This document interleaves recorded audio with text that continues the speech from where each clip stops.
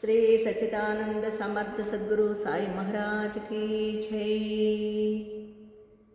సాయి బిడ్డలందరికీ కూడా ఉగాది అంటే మన తెలుగు సంవత్సరాది నూతన సంవత్సర శుభాకాంక్షలు తెలియజేస్తూ మరి మనము 3వ అధ్యాయంలోకి వచ్చాము. దాన్ని ప్రస్తావించుకునే ముందు నేను కొన్ని విషయాలు చెప్పాలనిపించింది. బాబా ఆశీర్వాదంతో చెప్తాను. ఏమిటంటే మనము మరాఠీ మూల గ్రంథం వచ్చి ఈయన హేమంత్ పంత్ గారు రాశారు. దాని నుంచి నగేష్ గుణాజీ గారు ఆంగ్ల అనువాదం చేశారు. ఆ తర్వాత మనకి పత్తి నారాయణరావు గారు తెలుగు అనువాదం చేశారు. ఈ తెలుగు అనువాదం చేసిన ఈ యొక్క రచనలో మనకి ఫస్ట్ మరాఠీ భాషలో తీసుకున్న హేమంత్ పంత్ గారిని ఎక్కువ ప్రస్తావిస్తారు. పత్తి నారాయణరావు గారు చూడండి, ఆయన ఇలా వ్రాశారు, ఇలా చూశారు, బాబా గారిని ఇలా దర్శించుకున్నారు, ఇలాగ చేశారని ప్రతి దాంట్లోని ప్రతి అధ్యాయంలోని హేమంత్ పంత్ గారి ప్రస్తావనే ఉంటుంది. అదండి గొప్పతనం. ఇప్పుడు మనమైతే ఏమంటామండి, నేను రాశాను, నేను చూశాను, నేను తిన్నాను, నేను పడుకున్నాను, ఇవన్నీ ప్రస్తావిస్తాం. అంటే నేను అంటే మనలో అహంకారం ఉంది. కానీ ఆయనలో నిరాడంబరత ఉంది, నిస్వార్థత ఉంది. ప్రతి విషయంలోని అంటే చరిత్ర మొత్తం తీసుకుంటే కూడా హేమంత్ పంత్ గారు వ్రాసినట్టుగానే మనము తెలుగులో చదువుకుంటున్నాం. చూడండి ఎంత గొప్ప విచిత్రమో. దీన్ని ప్రతి ఒక్క సాయి బిడ్డ గమనిస్తూ, అలాగే సాయి సచరిత్రని పరిశీలనగా శ్రద్ధాభక్తులతో చదవండి. ఈ అమృతాన్ని స్వీకరించండి. ఎందుకంటే ఇది మనం చాలా తెలుసుకోవాలండి. ఈ మూలాలు తెలుసుకుంటేనే కదా ముఖ్య విషయాలు మనకి అర్థమవుతాయి. నేనైతే ఇలా మీ ముందు ప్రస్తావిస్తున్నప్పుడు నాకు అనిపిస్తుంది ప్రతి విషయము హేమంత్ పంత్ గారు రాసినట్టు. కానీ మనకు తెలుగులో అన్వయించి ఆయన మనకు అందించినా కూడా ఆయన రాసినట్టు లేదండి. ఆయన రాసి తెలుగులో డైరెక్ట్గా మనకి ఇచ్చినట్టు ఏం లేదు. మరాఠీ భాషలో హేమంత్ పంత్ గారు ఏ విధంగా వర్ణన చేశారో, బాబా గారిని ఏ విధంగా దర్శించుకున్నారు, ఏ విధంగా చూశారు, ఎటువంటి సేవ చేశారు ఆయన గురించి ఎక్కువగా ఇందులో వ్రాయడం జరిగింది. ఇది ప్రతి ఒక్క సాయి బిడ్డ గమనించండి. అలాగే సాయి బిడ్డలారా, మరి దీని నుండి ఎందుకంటే ఈవేళ నాకు ఎందుకో అనిపించింది, నిజంగా హేమంత్ పంత్ గారు మనకిచ్చింది సాయి సచరిత్ర, అది ఒక అమృతము. దీన్ని ప్రతి ఒక్కరూ త్రాగాలి. అంతేగా త్రాగే ప్రయత్నం చేయండి. అంతేగాని మనము ఏదో చదివేశాము అక్కడ పెట్టేశాము అనే విధిగా కాకుండా దీన్ని త్రాగే ప్రయత్నం చేద్దాం. అమృతాన్ని మనం 3వ అధ్యాయంలోకి వెళ్దాం. సాయిబాబా యొక్క అనుమతి వాగ్దానం. సాయిబాబా గారి యొక్క అనుమతి వాగ్దానం. ఇందులో 3వ అధ్యాయంలో ఆయన పర్మిషన్ ఏ విధంగా తీసుకున్నారు ఆయన అంటే, బాబా హేమంత్ పంత్ గారికి చరిత్ర రాయటకు అనుమతి ఇచ్చేశారండి. ఇది అనుమతి అంటే అది అక్కడ ఆయనకి చరిత్ర రాయడానికి అనుమతి ఇచ్చేశారు. చరిత్ర రాయటంలో నీకు పూర్తి అనుమతి లభించింది అంటూ, నీ పనిని నీవు పూర్తి చేయము, భయపడకు, మనస్సు నిలకడగా ఉంచుము, నా మాటల యందు విశ్వాసం ఉంచుము. ఎవరైతే శ్రద్ధాభక్తులతో వింటారో వారు ప్రపంచంలోని వ్యామోహము నశించి, ఈ ప్రపంచంలో వాళ్ళకి వ్యామోహం నశించి ప్రేమ భక్తి కిరీటాలు జ్ఞానరత్నాలుగా లభిస్తాయి. ఇది నిజమండి. రచయిత మిక్కిలి సంతోషముతో నేను తలపట్టిన రచన జయప్రదము అను ధైర్యము కలిగిందంట ఆయనకి. ఇన్ని రకాలుగా బాబాగారు ప్రోత్సహిస్తుంటే ఆయనకి ఇంక జయప్రదం కాక ఏమవుతుందండి, అంతా జయప్రదమే. ఆయనకి చాలా ఆనందం వేసిందంటండి. ఇంక నేను గెలిచాను అని ఆయన గర్వపడ్డారంటండి. బాబా శ్యామతో ఇట్లు అనెను, ప్రేమతో ఎవరైతే నా నామము పలికెదరో వారికి వారి యొక్క కోరికలు నెరవేర్చేదను, వారి భక్తిని హెచ్చించేదను, వారిని అన్ని వేళలా కాపాడెదను. ఎవరైతే పూర్తిగా నాపై ఆధారపడి ఉన్నవారో నా కథలను వినినప్పుడు, నా లీలలను వినినప్పుడు అమితానందమును పొందుతారు. నన్ను భక్తి విశ్వాసములతో పూజించెదరో, నన్నే స్మరించెదరో, నా రూపమును మనస్సునందు నిలుపుకొందెరో వారిని దుఃఖ బంధముల నుండి తప్పించెదను. ఎంత గొప్పగా చెప్పారు చూడండి. ఆయన వివరణ ఇచ్చేసారండి ఇందులో అన్ని రకాలుగానే. మనం ఇంకా అర్థం చేసుకుని దాన్ని స్వీకరించడమే. మనస్సునందు నిలుపుకొనేదరో వారిని దుఃఖము బంధము నుండి తప్పించెదను. నా పూజ చేస్తున్న నన్నే జ్ఞప్తియందు ఉంచుకుందురో, ఆయన పూజ చేస్తున్నప్పుడు కూడా ఇన్ని రకాలుగా ఆయన్ని జ్ఞప్తియందు ఉంచుకుంటే ప్రపంచ విషయములలో ఎట్లు తగులుకుంటారు.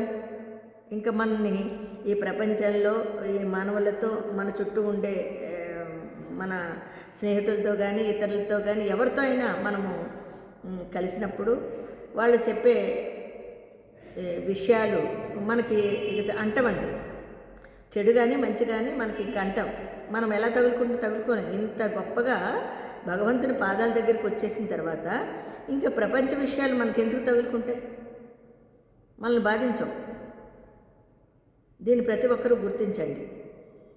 ఎవరైతే ఎక్కువ భగవత్ చింతన చేస్తూ ఉంటారో, ఆ బాబాగారి పాదాలను పట్టుకుంటారో వాళ్ళకి ఎటువంటి బాధ లేదు. ఇంకా ఈ ప్రపంచంలో జరిగే వాటికి సంబంధం లేదు. ఇంకా వాళ్ళు బాబాగారికి సరెండర్ అయిపోయారు. ఇంకా వాళ్ళు బాబా దగ్గరే ఉంటున్నట్టు.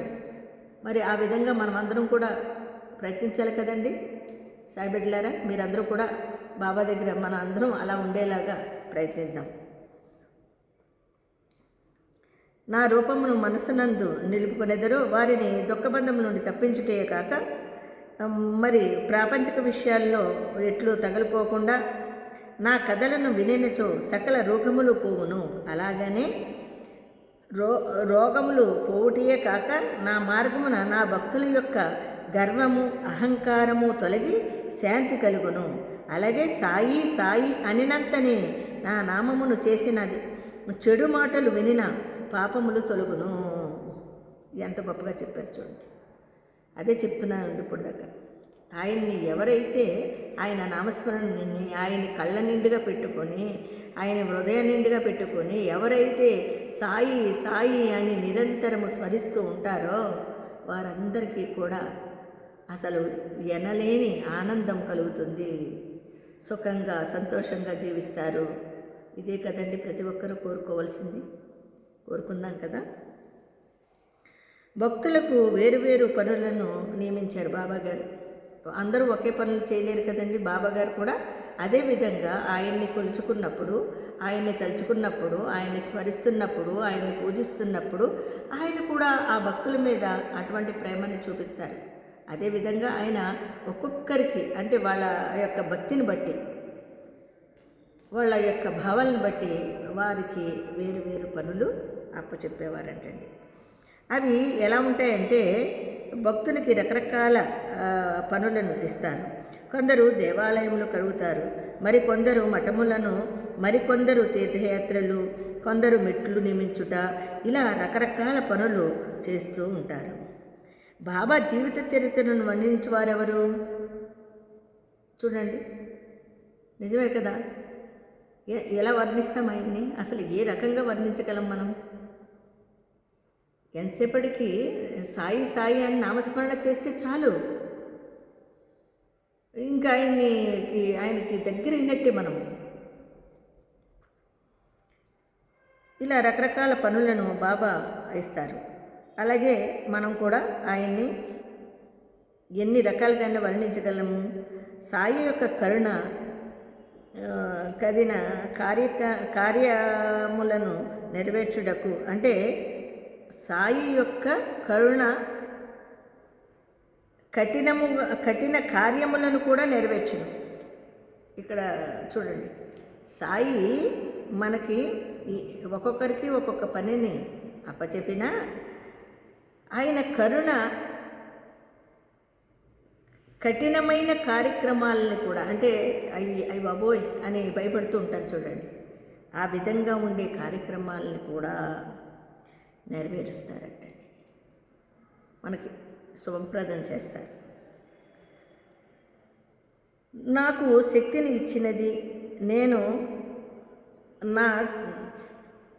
నా చేత నాకు శక్తిని ఇచ్చి నా చేత కలము పట్టుకునేలాగా చేసి నాలోని అహంకారాన్ని తీసివేసి వారి కథలను వారే వ్రాసుకున్నారు అంటున్నారండి ఆయన. చూడండి, ఆయన నాకు శక్తినిచ్చారు, ఆయన నాకు ఒక కలం ఇచ్చారు రాయడానికి, ఆయనే నా ద్వారా రాశారు.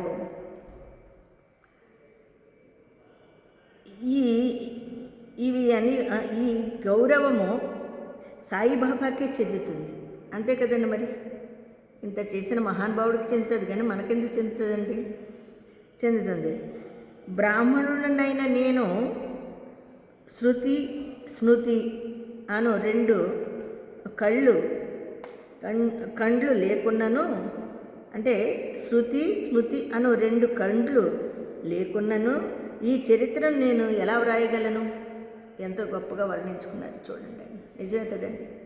ఆయన ఇంతటి శక్తిని ఆయన కరుణని నాకు ఇచ్చినప్పుడు ఇది కష్టమని నాకు ఎలా అనిపిస్తుంది?